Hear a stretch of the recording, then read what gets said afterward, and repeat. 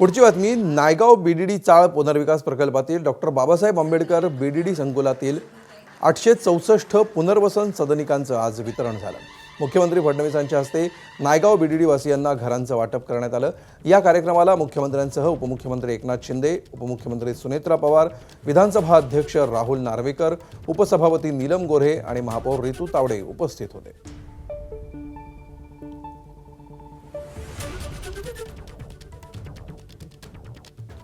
तर घरांच्या वितरण कार्यक्रमामध्ये मुख्यमंत्री देवेंद्र फडणवीस आणि उपमुख्यमंत्री एकनाथ शिंदे काय म्हणाले बघूया।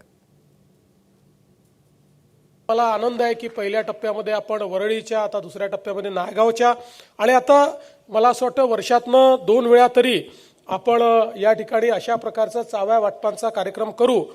कारण आपण चाव्या जर वाटल्या नाही तर कालिदासजी आपल्या डोक्याला चावा घेत असतात।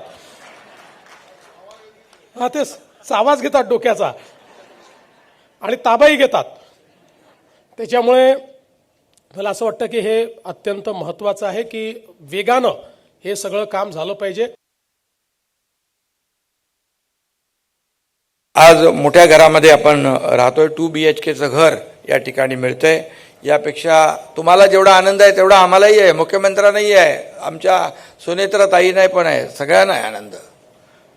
शेवटी आम्ही सर्वसामान्यांचं सरकार म्हणून सरकार चालवत असतो आणि म्हणून गुढीपाडव्याच्या शुभेच्छा तुम्हाला दिलेल्याच आहेत आणि गुढीपाडव्याची तुमची 19 तारखेला नवीन घरामध्ये गुढी उभारण्याचा आनंद तुम्हाला घेता येणार आहे। एबीपी माझा, उघडा डोळे बघा नीट।